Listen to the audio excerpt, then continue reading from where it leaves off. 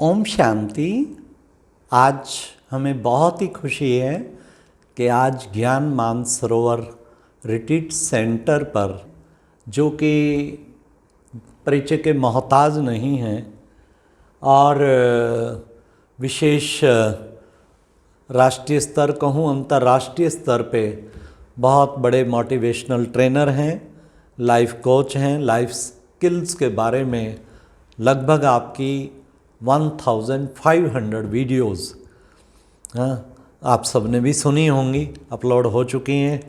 और मुझे जैसे कि जानकारी मिली, आपकी एक वीडियो तो मैक्सिमम 30M तक, 3 करोड़ तक वो गई है।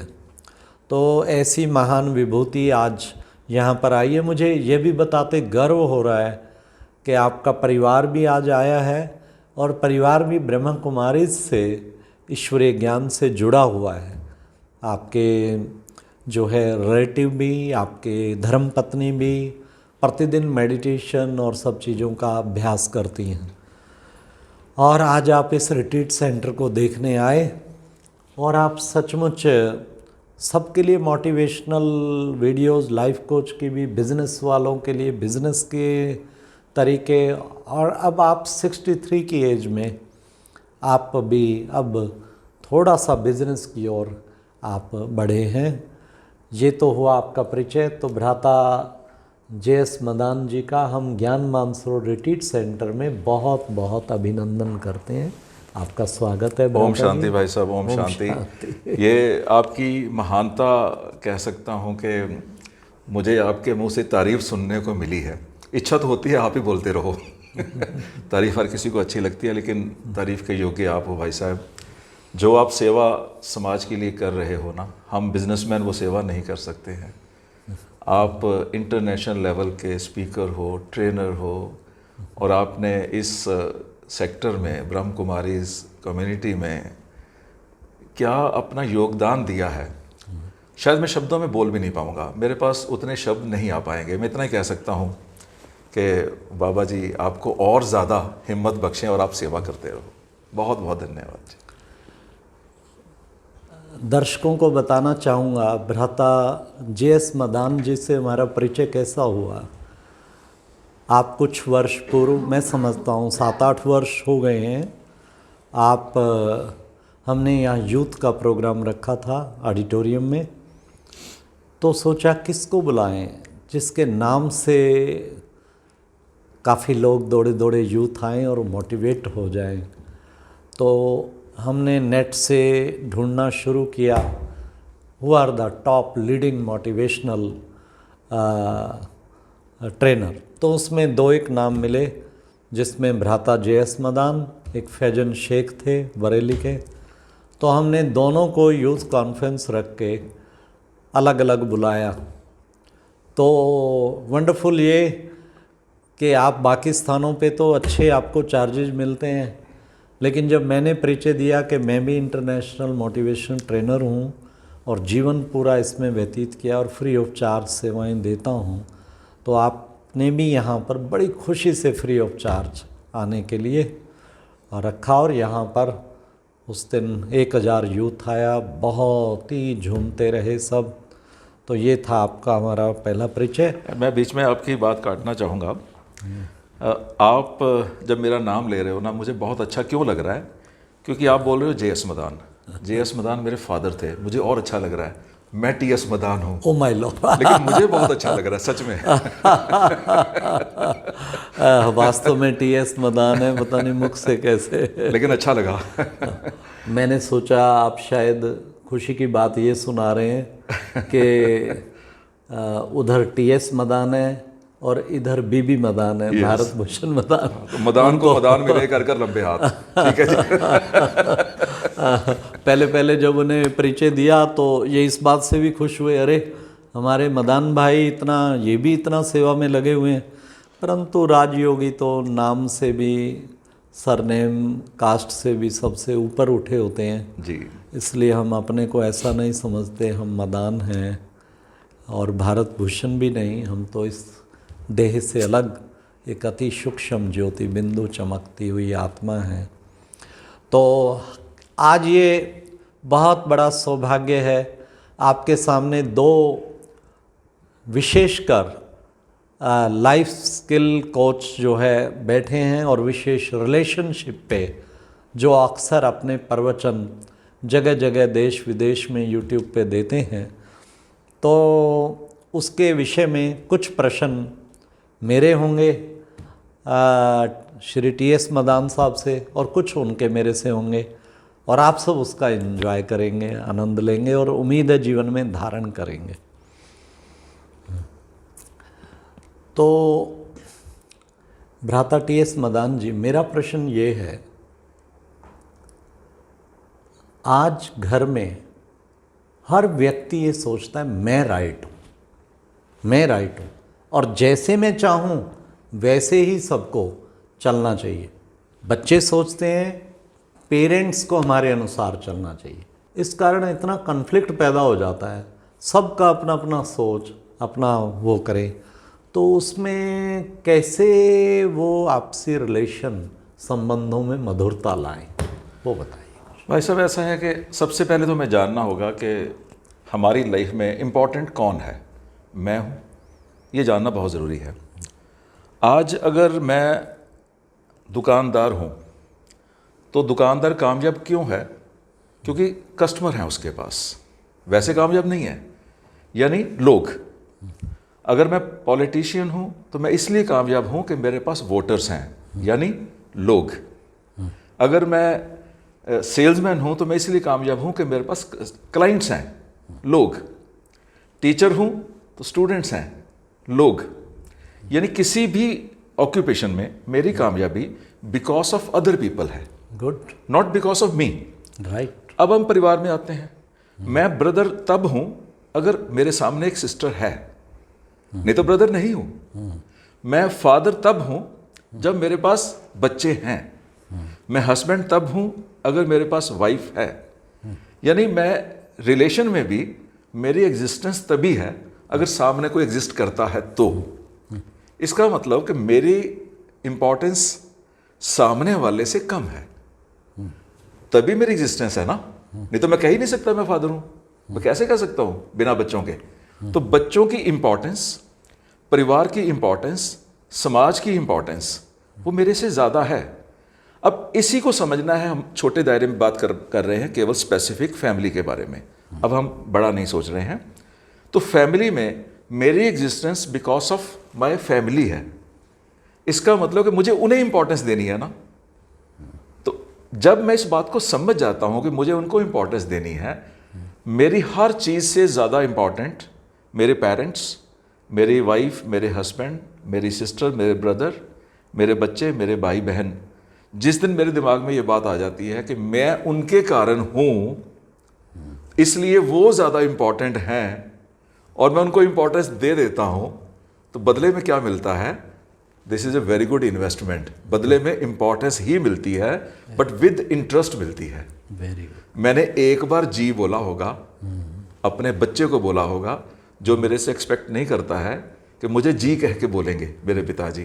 तो मैंने कहा बेटा जी इधर आना, एक बार बोला, वो 10 बार बोलेगा, 10 गुना इंटरेस्ट देगा मुझे। इससे बड़ी इन्वेस्टमेंट कोई नहीं है।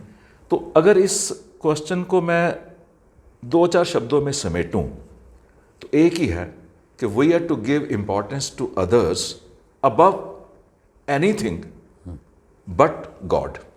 गुड। भगवान के बाद अगर हमने किसी को इंपॉर्टेंस देनी है तो सामने वाला है, वेरी गुड। हम नहीं है। तो यही बात अगर समझ जाए तो मेरा ख्याल है कि सारे परिवार में भी सेम हो जाएगा, व्यापार में भी हो जाएगा, किसी संस्था में भी हो जाएगा, किसी पॉलिटिकल पार्टी में भी हो जाएगा। सो एवरीवेयर रिलेशंस अच्छे हो जाएंगे। बहुत सुंदर। Okay, now your question to me. मैं जो समझ रहा हूँ कि आज की डेट में हम जो सोचते हैं ना वो हो जाता है विद इन 1 सेकेंड। अगर मैं चाहता हूँ कि कोई बंदा अमेरिका में मेरी आवाज़ सुने तो मेरे पास वो यंत्र आ चुका है कि मैं बोलता हूँ हेलो और वो सुन लेता है। अगर मैं चाहता हूँ कि 5000 किलोमीटर दूर बंदा बैठा मेरे से बात करे, मैं देख पाऊँ, तब भी वो यंत्र, वो मोबाइल फ़ोन मुझे दिखाता है। इसका मतलब टेक्नोलॉजिकली हम बहुत नज़दीक हो चुके हैं। लेकिन मेरा जो प्रश्न है वो ये है कि टेक्नोलॉजिकली इतना नज़दीक होने के बावजूद हम स्पिरिचुअली, इमोशनली, फिजिकली, मेंटली दूर क्यों होते जा रहे हैं? जी, तो इसमें हम अक्सर करके ये बताते हैं, आपने जैसे कहा साइंटिफिक साधन, जी, और आज उस पर डिपेंडेंट भी हम, सुबह से लेकर रात तक। इवन हमारा ये वीडियो भी हो रहा है, ये भी साइंस के साधन जी ही कर रहे हैं। हर चीज़ में हम डिपेंडेंट। सुबह अलार्म जगाएगा, कुकिंग गैस होगा, एवरीथिंग अप टू नाइट आप देखेंगे कोई ना कोई साइंटिफिक साधन। Okay, science has provided a lot, no doubt. लेकिन एक चीज़, उसी को मैं जो इन शब्दों में कह रहा हूँ कि साइंस हैज़ प्रोवाइडेड बेड्स, क्या शानदार आलीशान beds, but not sound sleep. आज वो सुंदर सुंदर बेड्स तो मिल गए हैं, आलीशान शयन कक्ष और बहुत, लेकिन उस पे सो के नींद नहीं आती, मनुष्य स्लीपिंग पिल्स लेते हैं। Exactly exactly. Science has provided wonderful houses, कितने सुंदर सुंदर आर्किटेक्चरल व्यू के हाउसेज, वो तो साइंस ने प्रदान किए हैं, लेकिन बट नॉट स्वीट होम। या जो एक सुंदर घर बन गया लेकिन अंदर आपसी कलह क्लेश चल रहा है, वो स्वीट होम उसे नहीं कह सकते हम। ये सुंदर गृहस्थ आश्रम है, आश्रम की तरह एटमॉस्फेयर हो वहाँ, वो चीज़ जो है नहीं मिल पा रही। जी, science has given number of means of entertainment but not happy mind. देखते रहते हैं, कॉमेडी देखो, कभी कुछ देखो, कभी कुछ, जब तक देखो ठीक है, फिर दोबारा टेंशन। तो एक प्रसन्नता परमानेंट मिल जाए, वो चीज़ नहीं है।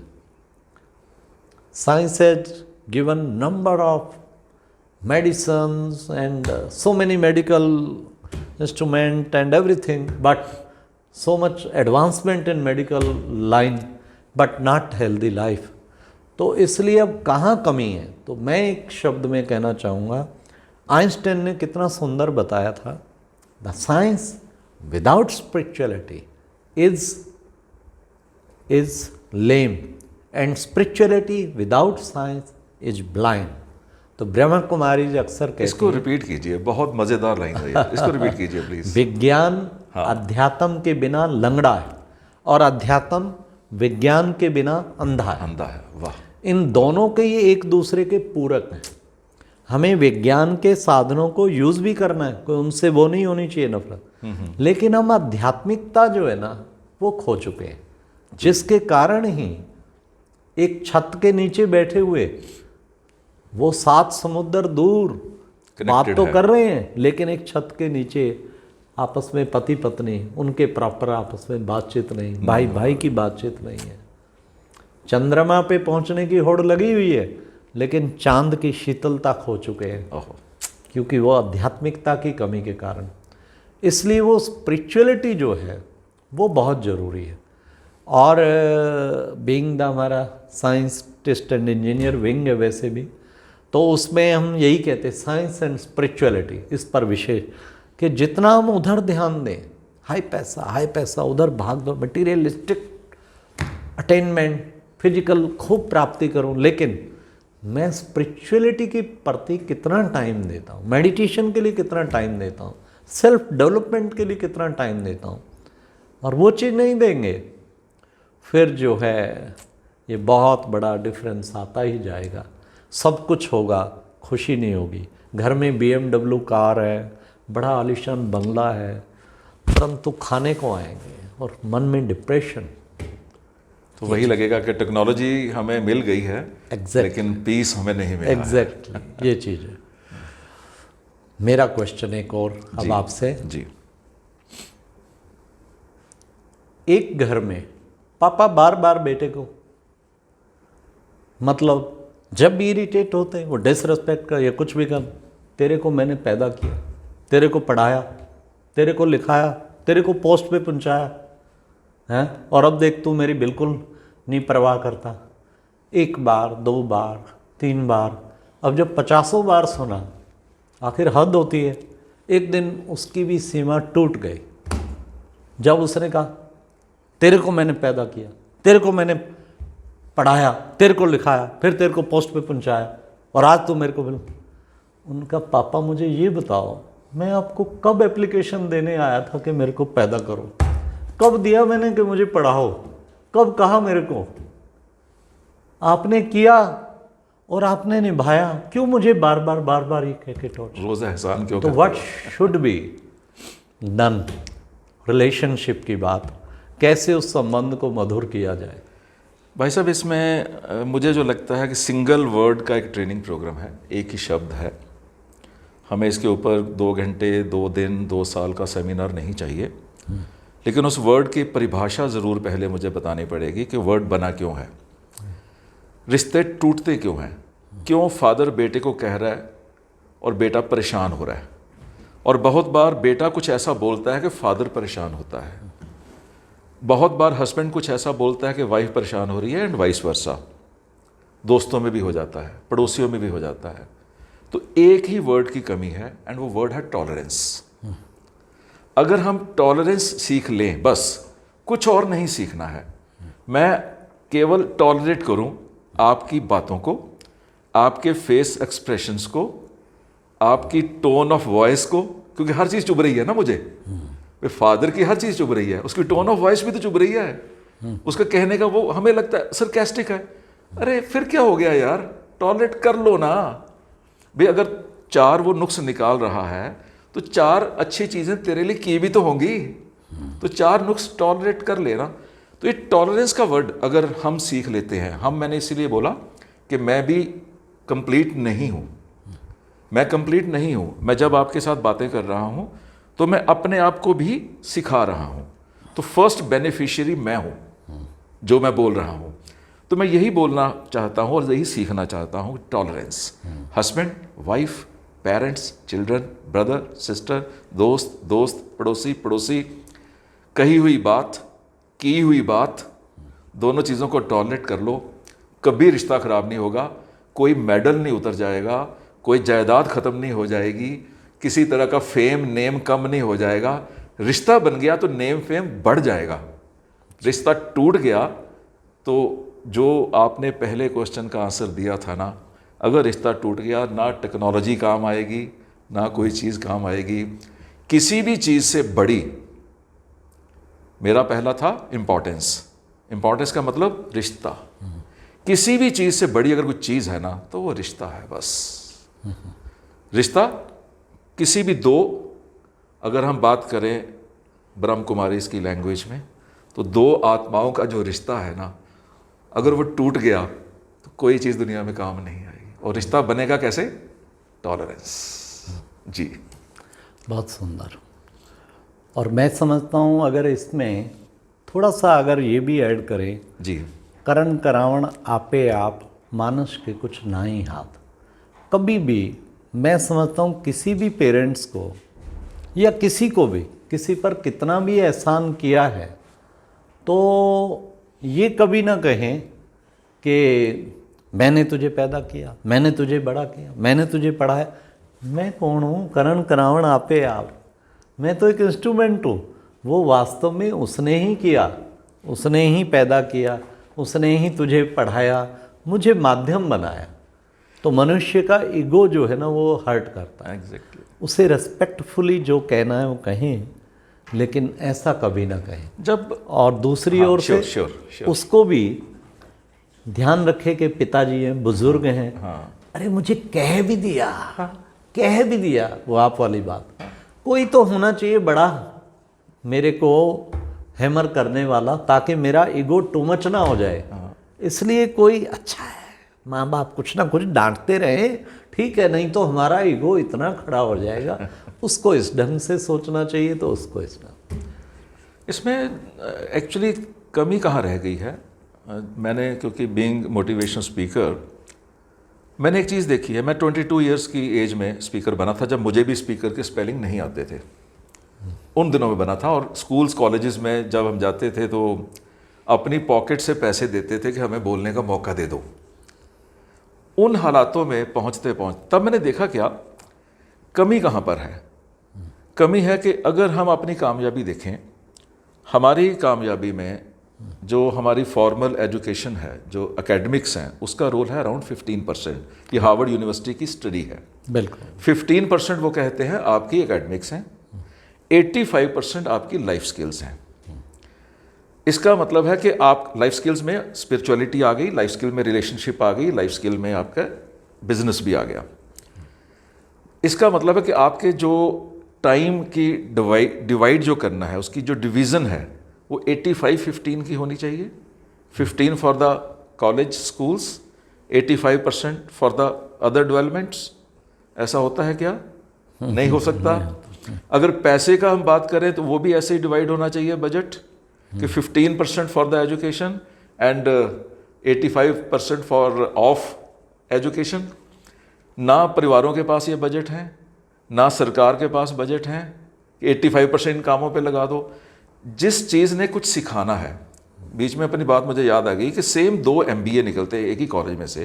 एक MBA 1 करोड़ के पैकेज पे लग जाता है, दूसरा MBA को 10 लाख पे पैकेज भी मिलता है। डिफरेंस कहाँ था? दोनों की एकेडमिक्स तो सेम थे ना, डिफरेंस लाइफ स्किल का था।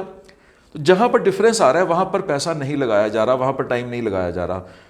वही अवेयरनेस की कमी है जो रिश्तों को ख़राब कर रही है। बस मैं जब अपने बच्चे के लिए कुछ कर रहा हूँ तो बहुत क्लियर है कि मुझे समझना चाहिए मैं बच्चे के लिए नहीं कर रहा हूँ, मैं अपने लिए कर रहा हूँ। मुझे खुशी मिल रही थी, मुझे लग रहा था या तो खुशी मिलेगी, या मैं कर रहा हूँ खुशी के लिए कि मुझे खुशी चाहिए, या मैं कर रहा हूँ समाज के लिए कि समाज मुझे इज्जत दे, या मैं कर रहा हूँ उन तानों से बचने के लिए जो मुझे बड़े होके बच्चों ने देने हैं।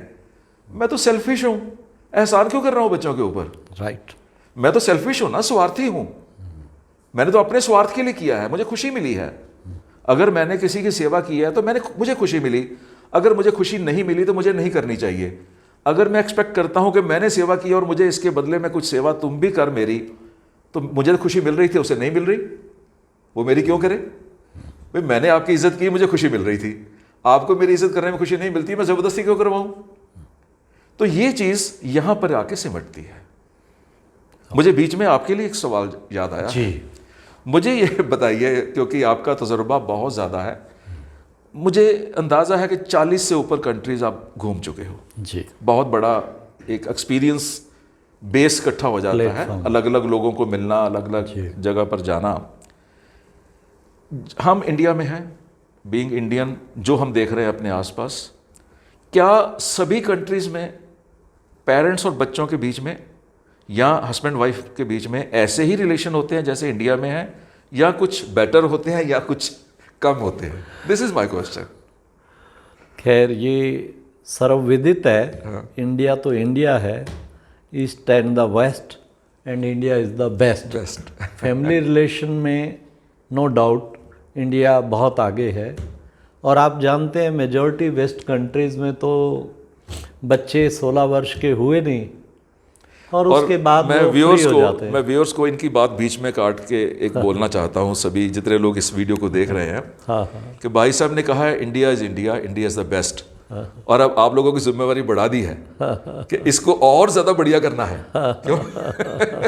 ताकि हम बार बार कह पाए। यस, अपनी बात कीजिए। तो मैं ये कह रहा था, ये ठीक कह रहे हैं कि मैं जहाँ भी पहली बार जब गया, मैं यूके और यूरोप के, फिर तो मैं 8-9 बार गया, और फर्स्ट टाइम मेरा 4-5 देशों का था, यूके एंड यूरोप का। तो मुझे पहले ही बता दिया कि किसी से भी किसी के फैमिली के बारे नहीं पूछना। जैसे इंडिया में तो सिस्टम, और जी हाँ। आपकी वाइफ कौन, और बच्चे क्या निकाल लेते हैं ना, बच्चे क्या जी, और बड़ा बेटा का वो काम हो, क्या किसी की फैमिली के बारे मत पूछ। अच्छा, ये क्लियर, ये मुझे कह दिया वहाँ की निमित बड़ी जो यूके की हेड बहन थी। Very good. मैं कहा क्यों? कहते यहाँ फैमिली हो तो बताएं। कोई ऐसा मिलेगा ही नहीं, अक्सर करके जितने भी गोरे लोग हैं, और वो सब उसका असर फिर इंडियन पे भी, कि वो मतलब डाइवोर्स दिया, किसी ने 2 बार मैरिज, किसी ने 3 बार। इवन वापस आ रहा था, मुझे एक पेपर दिखाया, एक व्यक्ति ने 37 टाइम डाइवोर्स दिया। और मुझे कुछ देशों में बताया गया कि यहाँ मैरिज सेंटर भी हैं, डाइवोर्स सेंटर भी, डाइवोर्स वाली लाइन जो है हमेशा बहुत लंबी रहेगी, मैरिज वाली कम होती है। तो इसलिए वो पर्सनल लाइफ वो they don't want to share. क्या क्या है ही नहीं भाई, आपके क्या बताएं। अब आपको सुनकर बड़ा हंसी सी आएगी। कहीं कॉन्टिनेंट गया, जब रशिया एक बार गया सेंट पीटर्सबर्ग, तो मेरे को कहीं लेके गए, तो लेक्चर होता है। तो लेक्चर यहाँ भी हम इंडिया में करते हैं, लास्ट हम लेक्चर पॉजिटिव थिंकिंग आदि करके ले आते हैं मेडिटेशन पे। तो मेडिटेशन पे फिर हम क्योंकि उनको सोल का भी गॉड का भी परिचय देना होता है, तो उसमें हम पूछते हैं, किसी एक को खड़ा करते हैं, व्हाट इज़ योर नेम, चलो उसमें उसे बताते हैं यू आर सोल। ना what is the name of your father, तो यहाँ अक्सर करके बताते हैं नहीं what is the name of your real father. तो रियल फादर इंडिया में अक्सर वो मून जाते हैं, फिर उन्हें बताते हैं कि योर रियल फादर, कोई समझ जाते हैं कि real father is God, spiritual father, और उसको फिर हम बताते हैं उससे कनेक्ट करो। अब ये प्रश्न मैंने वहाँ भी एक जगह रशिया में पूछा, सारा लेक्चर करके आर्ट ऑफ हैप्पी लिविंग पे लास्ट में मैंने एक को खड़ा किया, what is the name of your father. उसका क्या जवाब था कि विच फादर, फर्स्ट, सेकेंड और थर्ड।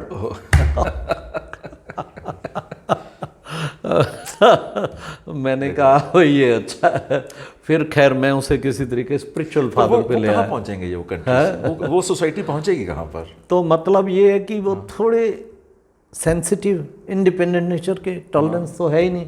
छोटी छोटी बातों पूछा हमने किस बात पे, कि तलाक, बस पति को खराटे बहुत आते हैं इसलिए मैंने तलाक ले ली। दोनों ने मिलकर पहले ही रेडी होते हैं वो अपनी दोनों अर्निंग हैंड होते हैं, वो अपनी अर्निंग से जो लाता है अपने नाम बिल, वो अपना, उसे पता है, उन दोनों को पता है कि हमारा तलाक होना है, डिवोर्स होना है। इंडिया में फिर भी असर तो पड़ रहा है वेस्ट का, यहाँ भी थोड़ा, लेकिन फिर भी लड़ते मरते पिटते रहते हैं, फिर भी चलते ही रहते हैं। ये एक यहाँ थोड़ा पारिवारिक बहुत वो है। दूसरा मर्यादाओं में भी इंडिया कई चीज़ों में बहुत अच्छा है। पेरेंट्स के संस्कार भी तो अच्छे मिलते हैं यहाँ पर। यहाँ धार्मिक वो होने के कारण वातावरण हर घर में तो थोड़ा सा फर्क होता है जो है चरित्र को। अब गांव में क्यों ये ऑनर किलिंग चल रहा है, क्योंकि वो सहन नहीं कर सकते माता पिता के मेरा चरित्र का ये क्या कर दिया बेटे, तो बहुत थोड़ा होता है, रेयर होता है। वहाँ तो किसी को कोई रोक ही नहीं सकता। पिता कहीं जा रहा है फ्रेंड के साथ, मदर किसी फ्रेंड के साथ जा रही, बेटा किसी के साथ, बेटी किसी, कोई किसी को कुछ कह ही नहीं सकता।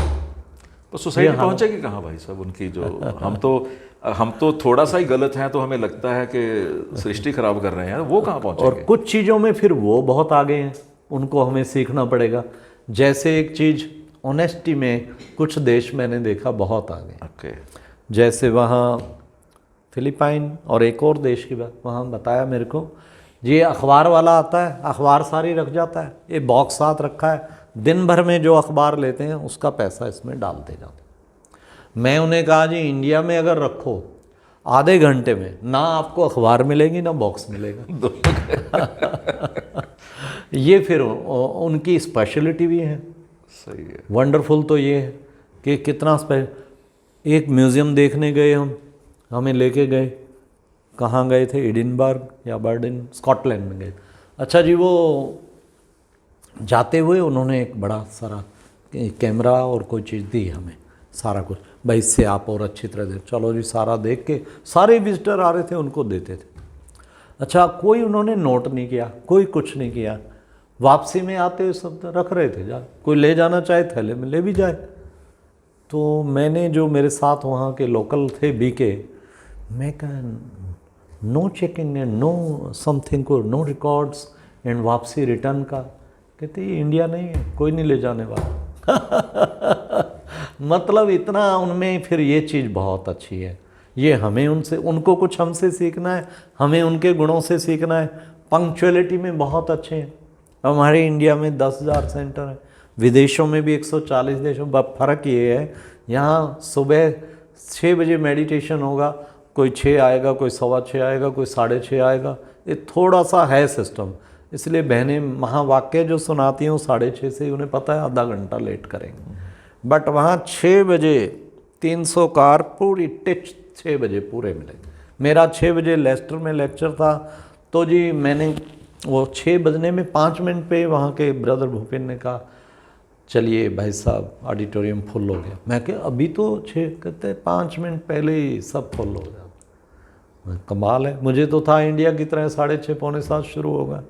पंक्चुअलिटी में भी बहुत अच्छे हैं, ऑनेस्टी में भी बहुत अच्छे हैं, कई चीज़ों में वो भी बहुत, पर यहाँ एक बड़ा स्वच्छता में बहुत अच्छे हैं, क्लीनलीनेस में, और यहाँ थोड़ा सा डर्टीनेस बहुत। आपकी बात के बाद ना मुझे रादर एक प्रेशर बना है मेरे दिमाग के ऊपर कि हमारा कंट्री और हम लोग 100% लोग किसी भी धर्म को मानते हो, बट हैं सारे धार्मिक। ये तो मान, ठीक है, ये मान, चाहे धर्म कोई भी हो, मजहब कोई भी हो, लेकिन हर कोई धार्मिक है। बिल्कुल। हम कह लें कि भगवान के नज़दीक हैं, किसी भी रास्ते के थ्रू हैं। बिल्कुल।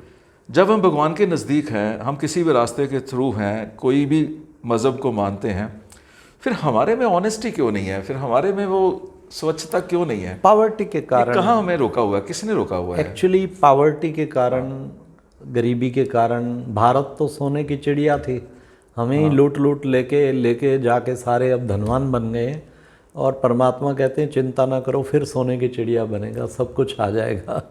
लेकिन पावर्टी के कारण, ऑन द मॉरल वैल्यूज, पवित्रता, इन सब चीज़ों में, फैमिली रिलेशन, यही सब कुछ होते हैं। इसमें इंडियन बहुत अच्छा, इसमें सबसे अच्छे, गांव पूरा परिवार की तरह ही जैसे रहता है।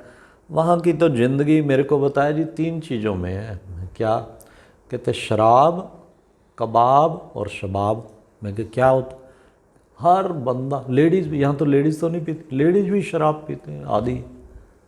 और कबाब, मांस के बिना कोई नहीं, यहाँ तो बहुत कम, फिर भी 50% मिलेंगे। और शबाब माना इसको, सेक्स लाइफ को तो एक जीवन का हिस्सा ही समझते हैं वो, कोई क्या, खाओ पियो मौज करो। तो इन चीज़ों से भारत में फिर भी काफ़ी सेफ्टी है, ये चीज़ है। और यही स्पिरिचुअलिटी इन्हीं चीज़ों में मदद करती है। पर इंडिया में इन चीज़ों को, इन कानून से डर रहे हैं या धर्म से डर रहे हैं लोग? आध्यात्मिकता के कारण, पेरेंट्स के संस्कार, बहुत ये चीज़ें बड़ी असर डालती हैं। कितने आज भी, मैं उनसे पूछता था, वो हंसते थे, जहाँ भी मैं गया विदेशों में, मैंने कहा is there any family which is the joint family, brothers और उनकी वाइफ सारी इकट्ठा एक ही चूल्हा, के दिन नो जॉइंट फैमिली। किसी वेस्टर्न कंट्री में नहीं होगा, कोई नहीं मिलेगा। वो कहते थे अरे आप जॉइंट कह रहे हो, ये पूछो तो सिंगल भी रह जाए वही बड़ी बात है। और यहाँ पर आज भी, मैं इंडिया में भी पूछता हूँ, कहीं मिल जाते हैं 4-5, गाँव में मिल जाते हैं, अभी भी कहीं शहर में मिल जाते हैं, आज भी जॉइंट फैमिली है जी, इकट्ठे मिल के खाते पीते इकट्ठे, एक रसोई है। तो इट इज़ ए इंडियंस को रिश्ते निभाने तो आते हैं, इसमें तो कोई डाउट नहीं है, रिश्ते निभाने आते हैं। जी जी जी। अच्छा, कहाँ पॉज किया था? सॉरी। अच्छा, अब मेरा प्रश्न है आपसे, वो ये है कि भाई ठीक है, अब आपका जिससे मैरिज हुआ, अब वो ऐसे आपके समझो मान लो पल्ले पड़ गई, और हर वक्त किसी के सामने इंसल्ट भी कर दे, चलो टॉलरेंस है, किसी के सामने इंसल्ट भी कर देती हैं कि ये देखो मेरे को कैसे परेशान करते हैं, ये करते हैं, खाम खा आपका डिफेमेशन भी करते, और आप जानते भी कुछ नहीं, खाम खा के ब्लेम, खाम खा के झूठे आरोप, और आप फिर कहते हैं टॉलरेंस टॉलरेंस टॉलरेंस। आप क्या करें, उसको आप समझा रहे हैं, और कुछ थोड़ा पता नहीं क्या मेंटल प्रॉब्लम है, क्या है, एकदम आवेश में आ जाती है, जब चाहे वो करती है। अब वहाँ कैसे रिश्ता मधुर करें? ये प्रश्न बड़ा ट्रिकी सा है, पर मैं इसको कोशिश करता हूँ कहने की। एग्जाम्पल लेते हैं कि एक बंदा सिगरेट पीता है और मैं सिगरेट नहीं पीता। मुझे उसका बार बार सिगरेट पीना और मेरे ऊपर धुआं फेंकना बुरा लगता है, मैं टॉलरेट कर रहा हूँ, वो फिर भी फेंक रहा है। अब मेरे पास क्या रास्ता है? या तो मैं लड़ाई करूँ, लड़ाई करनी मैं चाहता नहीं हूँ, या मैं भी सिगरेट पकड़ के धुआं उसके ऊपर फेंकूँ, जो मैं कर नहीं सकता हूँ। उसकी नेचर, उसका धर्म, उसकी इंसानियत, सब कुछ उसको सिखा रही है कि तू सिगरेट पी। मेरा धर्म, मेरी नेचर, मेरी पर्सनैलिटी, मेरा करैक्टर कह रहा है तूने टॉलरेट करना है। वो अपना धर्म नहीं छोड़ना चाहता, मैं अपना धर्म क्यों छोड़ूं? अगर मैं हस्बैंड हूँ, ज़रूरी तो नहीं कि वाइफ गलत हो सकता है कि वो भी मुझे बेचारी बर्दाश्त करती हो। मैं कह रहा हूँ ना कि मैं बर्दाश्त कर रहा हूँ, वो भी बर्दाश्त ही करती हो। हम यही मान लेते हैं कि मैं बर्दाश्त कर रहा हूँ। अगर वो अपनी नेचर नहीं छोड़ना चाहती, कुछ भी गलत बोलने की, कुछ भी ब्लेम लगाने की, तो मैं अपनी नेचर को छोड़ दूँ टॉलरेट करने वाली? तो हो सकता है कभी ना कभी वो भी बदल जाए, एंड वाइस वर्सा। अगर वो मुझे बर्दाश्त कर रही है और मैं अपनी नेचर नहीं बदलना चाहता, तो वो भी अपनी नेचर ना बदले ना। तो पर्सनैलिटी को किसी और के कारण नहीं बदलना है कि आप मेरे साथ गलत हो, आप मुझे गाली दे रहे हो, मैंने भी गाली दे दी, तो फिर तो मैंने अपनी पर्सनैलिटी को चेंज कर लिया ना, मैंने अपने कैरेक्टर को चेंज कर लिया, मैंने अपने मज़हब को चेंज कर लिया। मेरा धर्म मुझे सिखाता है तो उन्हें प्यार देना है, मैंने प्यार दे दिया। उसका धर्म, किसी और बंदे का धर्म सिखाता है गाली देनी, उसने गाली दे दी। वो अपने धर्म को निभा रहा है, मैं अपने धर्म को निभा रहा हूँ। पर थोड़ा सा इतना तो कर सकते हैं, टॉलरेट भले करो।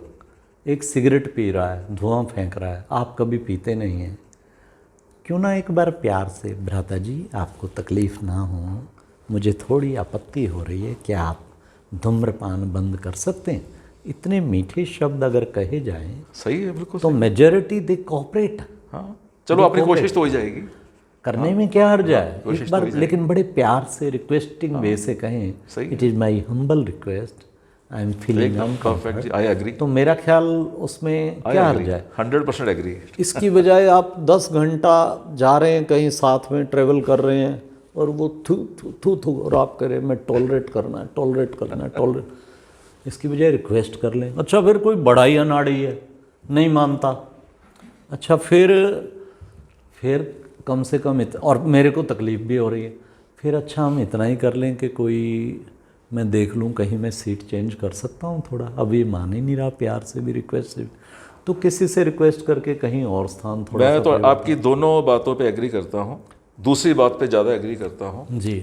मेरी लाइफ की प्रैक्टिस यही रही है कि किसी को सलाह देनी या किसी को एडवाइस देने का मतलब है कि दुश्मन पैदा करना। जी। हम समझते हैं कि मेजॉरिटी बात मान जाएंगे, चलो मान लो मेजॉरिटी भी हमारी बात को समझ जाएंगे, लेकिन जो माइनॉरिटी, जो 5% 10% लोग हमारी बात को नहीं समझ पा रहे, वो हमारे दुश्मन पैदा होंगे। हमें किसी भी हालत में एडजस्टमेंट्स ही करनी है। लाइफ में एडजस्टमेंट्स के अलावा कोई और चीज़ नहीं है। जो आपने सेकंड बात कही ना, दैट इज़ एडजस्टमेंट, कि हम सीट बदल लेते हैं, मास्क लगा लेंगे, कुछ भी कर लेंगे। किसी को कहना पूरे चांस है दुश्मन बनाने के, क्योंकि उसको उसमें मज़ा आता है, उसमें उसको आनंद आ रहा है ना, उसके लिए बहुत। हमें लग रहा है ना, आप किसी के साथ कार में बैठो तो बंदे को शौक है गज़लें सुनने का, वो आपको पता क्या कहेगा, यार ये गज़ल सुन, क्या मज़ेदार चीज़ है। उसके लिए तो वो सारा कुछ है, जन्नत है। और आप चाहते हो साइलेंस, आप कहते हो यार मैंने गज़ल नहीं सुननी, साइलेंस थोड़ा यार क्या। अब वहाँ पर क्या करोगे, वहाँ पर आपको एडजस्टमेंट ही करनी है जी। तो एडजस्टमेंट एंड कॉम्प्रोमाइज़, दो वर्ड्स में बहुत बड़ा डिफरेंस है। मैं कॉम्प्रोमाइज़ करने के लिए नहीं बोल रहा हूँ कि धुआं खा लो, मैं एडजस्टमेंट के लिए बोल रहा हूँ कहीं इधर उधर खिसक लो। एंड थर्डली, खैर अपना अपना, अगर आपके अंदर स्पिरिचुअल पावर है ना, मेरी लाइफ का ये एक्सपीरियंस है 90%, and if you have the spiritual power, और जब हम रिक्वेस्टिंग वे में कहते हैं, मुझे 90% always they give the cooperation, लेकिन इतनी ताकत चाहिए, इतना ढंग से उसे कहने का, और बड़ा शक्तिशाली। और नहीं तो फिर हम एडजस्ट करें। रही बात वो पत्नी वाली, है बात रोज़ ही करती है, और फिर खाम खा के लगा। अब थोड़ा सा हमें समझ लेना चाहिए, मैं जो समझता हूँ वो एडजस्टमेंट वाली बात ही, कि जो है मनुष्य को केवल फिजिकल डिजीज़ ही नहीं होते, उसको मेंटल डिजीज़ भी होते हैं जी। ये बार बार आवेश में आना, क्रोधित आना, वो वास्तव में एक उसको मेंटल डिजीज़ है, एंड यू हैव टू उसको अंडरस्टैंड करना होगा। और अगर आप उसे कहेंगे कि तेरे को ना मेंटल डिजीज़, फिर अच्छा तू ठीक है, वो तो बहुत ज़्यादा वो हो जाएगी, मेरे को पागल समझा है तुमने, वो कभी नहीं स्वीकार कर। लेकिन आपको समझ लेना चाहिए, और समझ ले के फिर रहम उसको ऐसी बात पे, बेचारी को एक तो डिजीज़ है ना, दूसरा ये, इस पे मैं आपको दादी जी की बात याद आती है, हमारी एक दादी हृदय मोहिनी, जरूर जी, ऐसी बात सुनाई ज़िंदगी भर नहीं भूल पाएगी। मेरे साथ एक भाई ORC में लेटे हुए थे। मैंने कहा, अभी तेरी पत्नी भी मेडिटेशन? कहते ना, नॉट एट ऑल। मैं कहा फिर? कहते वो तो पूछो नहीं जी, कभी कुछ बोलती रहती है, कभी कुछ। मैं फील नहीं होता। कहते अब 25 साल से नहीं होता, शुरू में चला था तो 4-5 साल होता था, मैं फिर कैसे जीता? कहते 4-5 साल बाद हजूरी में दादी जी आए थे और वहाँ जो निमित्त इंचार्ज थी उसने परिचय कर, दादी ये भाई तो बहुत अच्छा है, स्टेज भी ज्ञान योग की अच्छी है, पर इसकी वाइफ इतने आक्रामक वो करती है, जाते इसकी सारी घर में स्टेज फिर खराब हो जाती है, फिर आता है फिर। तो दादी ने बड़े प्यार से दृष्टि दी। कहते फिर मेरे को कहा, अच्छा तुम 5 साल से ज्ञान में? हाँ 5 साल से। हाँ मैडम, तो तुमने 5 साल में एक नर्स जैसी जीवन भी नहीं बनाई? क्या मतलब दादी जी? कि तूने 5 साल में नर्स, क्या मतलब? कि मेंटल हॉस्पिटल होता है ना, उसमें एक नर्स 25-25 पेशेंट को संभालती है और वो पता नहीं क्या क्या बोलते हैं, कोई उसको कुछ कहता तो कुछ, फिर भी प्यार से संभालती है। मान लो चलो उसको डिजीज़ है ही और तेरे को एक खुदा ना खास्ता मिली हुई है, तो तू रहम आना चाहिए, सोच ले भाई मेरे को भी एक पेशेंट भगवान ने संभालने के लिए दिया, तो उसमें स्थिति तेरी डाउन क्यों होती है, फीलिंग क्यों आती? कहते जी ये बात कही मैं तो पानी पानी हो गया। उस दिन के बाद वो कुछ भी बोले, मेरे मन में रहम आता है कि बेचारी को थोड़ा है, कोई बात नहीं, मैं गुड विशेष दूँ, जो चाहती है वो करते, तो बोलता कुछ नहीं हूँ शांति से। तो देखो एक कितना नहीं है जी, ये तो एक जो व्यक्ति को उसको मिला, क्योंकि हर जगह ये नहीं कि भाई आप गलत हैं तब बोलते हैं, कई जगह किसी की हैबिट ही है, उसके संस्कार में ही, वहाँ फिर थोड़ा रहम भावना समझ के, नबत समझ के, और को क्या हुआ, मेरी कोई, एक ये सोचो मेरा ही कोई कार्मिक अकाउंट है, पूर्व जन्म में मैंने कोई दिया था तो बेचारी अब चुक तो हो रहा है, कोई बात नहीं, प्यार से चुक तो करना है। एक और चीज़ है मुझे भाई साहब, मैं क्योंकि लाइफ कोच हूँ और लाइफ कोच की लाइफ में एक बड़ी ख़ास चीज़ होती है कि हमें अपनी ज़िंदगी का सुख सुनाने कोई नहीं आता है, हर बंदा हमें अपने दुख सुनाने आता है जी। काउंसलर हूँ ना, कोई ये बंदा कहने नहीं आता कि मेरी शादी बहुत बढ़िया जी, मैं आपको बताने आया हूँ, आज तक नहीं हुआ पिछले 45 ईयर्स में, ठीक है। ये बात ज़रूर आते हैं कि सर आपसे एक बात करनी थी, थोड़ा घर में प्रॉब्लम है डिस्कस करनी थी, बिजनेस में घाटा है डिस्कस करना था, बीमारी है डिस्कस करनी थी, हमें दुख सुनाने आते हैं। तो मुझे एग्जैक्टली यही चीज़ इसके साथ रिलेट कर रही है। तो बंदा मेरे पास आया, बहुत ज़्यादा परेशान है वाइफ से, बहुत परेशान है, और जो मैं बोलता कम हूँ उस समय, क्योंकि काउंसलिंग तभी की जा सकती है जब आप 1-2 घंटे किसी को सुन लो। तो मैं सुन रहा हूँ, तो सुनते सुनते उसने ये बताया, उसकी बातों से निकला, यानी मैंने स्मेल किया कि जो उसकी वाइफ है, जिसकी वो डिसीज समझ रहा है, वो बिकॉज ऑफ हिम है, यानी वो खुद बीमार है किसी तरह से, साइकोलॉजिकल प्रॉब्लम उसको है, और वाइफ उसको देख के देखो ना, मैं यहाँ बैठा हूं, मैं कुछ भी आपके साथ टुक्करबाजी कर दूं, हाँ, तो आप भड़कोगे ना, और मैं कहूं उसके बाद डिसीज आपको है, डिसीज तो आपको थी नहीं, वो तो मैंने दी। तो मुझे लगता है, मैं बीइंग ए लाइफ कोच इस बात को बहुत क्लियर बोलूंगा कि अगर हस्बैंड को वाइफ ऐसा कह रही है, तो husband should go to a doctor, he should go to a physician, he should go to a counsellor, ये चेक कराने के लिए कि मेरा बिहेवियर ठीक है, तो उसको ये बोलना पड़ रहा है। सो बहुत क्लियर है, वो साइंटिस्ट नाम आप बता देना, आप सिविल इंजीनियर हो, to every action there is an equal and opposite reaction, scientist का नाम बता दीजिए। न्यूटन, ठीक है, न्यूटन के लॉ गलत नहीं हो सकता ना, to every action there is an equal and opposite reaction. जो रिएक्शन मुझे सामने से मिला है उसमें मेरा एक्शन होगा, जरूरी नहीं है। तो आपने जो कार्मिक, हमारे पिता श्री ब्रह्मा, हाँ, नहीं मैं एक सेकंड मुझे कंप्लीट करने दीजिए। आपने जो कार्मिक अकाउंट की बात कही है ना, 100% वो सच कार्मिक अकाउंट वाले 100% सच है कार्मिक, लेकिन पिछला भी जन्म था, तो हो सकता है मैं इसी जन्म में उसको तंग कर रहा हूँ, इस जन्म में भी चेक करें, और अगर इस जन्म में जरा भी नहीं है, हमें ऐसी ऐसी हस्तियाँ अपनी संस्था में याद हैं जो प्रेम के सागर हैं सदैव, लेकिन उनके सामने भी ऐसे ऐसे एग्ज़ाम आते हैं, तो फिर हम समझते, फिर वो खुद कहते हैं हंसते हंसते कार्मिक अकाउंट, जिसे मैं पिता श्री ब्रह्मा जो हमारे फाउंडिंग फादर हैं उनकी बात सुनाना चाहूँगा। वो हमारे जो सबसे बड़े लिटरेचर लिखने वाले जगदीश भाई साहब थे, 250 किताबें लिखी। फर्स्ट टाइम जब माउंट आबू गए, उसका उंगली पकड़ के सारा माउंट आबू का वो अपना कैंपस दिखा के फिर लास्ट में कहा, बच्चे शाम को ना बाबा का एक मित्र है महात्मा, वो बाबा पे रोज़ आना फूल चढ़ाने आता है। तो ही वॉज सरप्राइजिंग, वो भी आर्य समाजिस्ट था कि ब्रह्मा कुमारी के हेड पे और कोई महात्मा पुष्प चढ़ाने आता है। सुन लिया, चले। फिर वो रात उसको लग गया, बहनों दादियाँ जो थी वहाँ उनके भी, कि वो महात्मा कौन सा है, मैं भी चाहता हूँ देखना जो बाबा पे पुष्प रोज़ चढ़ाता है। तो जब पूरा अच्छी तरह डिटेलिंग कहते हैं, यहाँ पड़ोस में एक आश्रम है और उस आश्रम में महात्मा माइक से बाबा को गालियाँ देता है रोज। अच्छा। और बाबा उसे कहते हैं कि मेरे पे पुष्प चढ़ा लो। अब ऑन बिहाफ ऑफ बाबा ऑलवेज प्रेम का साथ, ये नहीं कि उसका कुछ वो है, लेकिन कुछ कार्मिक अकाउंट कह सकते हैं और उसको कितने प्रेम से बाबा ने एक्सप्लेन। बाबा हमेशा कहते थे कि बच्चे वो नित्र है और वो बाबा पे पुष्प चढ़ाते, कभी नहीं फील किया बाबा ने। बाबा को खांसी होती थी ना तो बाबा हमेशा कहते थे, अरे बच्चे देखो ये खांसी भी बाबा की सखी है, मतलब नॉट टेकिंग, मेरा हिसाब किताब क्लियर कर रही है, इस ढंग से मतलब हो। तो इट इज़ बहुत खूब, बहुत खूब। जिसको हम कहें ना positive attitude, always think positive, speak positive, do positive, every time positive. देखो एक रहट में कुएं में 2 बाल्टियां घूम रही हैं, एक हंस रही है एक रो रही है। हंसने वाली ने रोने वाली से पूछा कि तुम क्यों रो रही हो? कहती है मैं वर्षों से इसमें भर के आ जाती हूँ फिर खाली हो जाती हूँ, देखो मेरी बदकिस्मत। कि तुम क्यों हंस रही हो?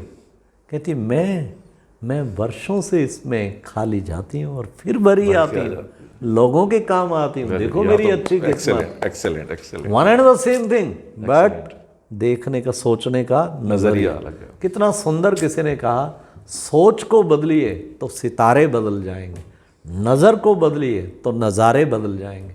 किश्तियों को बदलने की जरूरत नहीं, दिशाओं को बदलिए तो किनारे बदल जाएंगे, दिशाओं को बदलिए किनारे बदल जाएंगे। एक्सेलेंट। पति ने पत्नी को कहा कि 1 कप चाय ले आओ। चाय ला रही थी, रास्ते में ठोकर लगी, आधी चाय गिर गई, आधी बच गई। अब 3 नज़रिए। नंबर 1, आंखें फूटी, नीचे चाय गिरा दी। नंबर 2, अरे ये क्या किया, चलो आगे ध्यान रखना। नंबर 3, अरे वाह, ठोकर लगने के बाद भी आधी चाय बचा ली। बहुत कितना फर्क है। एक ने जिसने कहा आंखें फूटी, नीचे चाय गिरा दी, कोई तेज तरार होगी क्योंकि तेरी भी फूटी है और नहीं फूटी है तो फोड़ देती हूँ, बाकी अद्धा कप उसी पे डालेगी, वो क्या करेगी।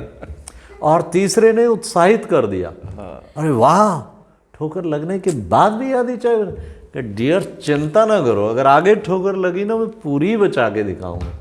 कितना सुंदर किसी शायर ने कहा है नज़रिए पे, खिड़कियों की सलाखों से देख रहा था, नीचे कीचड़ ऊपर आसमां में चांद देखा, किसी ने कीचड़ में कमल तो किसी ने चांद में भी दाग देखा। बहुत खूब, बहुत खूब। मजा आ गया। ओके, मैं समझता हूँ पूरा करें हम बस। हाँ जी, ओके। अच्छा, ओम शांति सभी दर्शकों को। आज कितना सुंदर एक सेमिनार ज्ञान मानसरोवर कैंपस में हुआ और फिर कभी मौका मिला तो अवश्य फिर मिलेंगे। ओम शांति ज्ञान मानसरोवर चैनल पे रोज़ाना GRC ज्ञान मानसरोवर चैनल पे आप ऐसे ही मुरली मंथन कुछ अच्छी बातें सुन सकते हैं जब भी आप चाहें। Thank you very much. ओम शांति। ओम शांति, ओम शांति।